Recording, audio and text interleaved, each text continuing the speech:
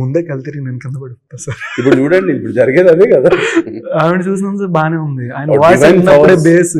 Powers ఉన్నాయనుకోండి, ఒక ఏముంది, అది కూడా భయపడుతుంది.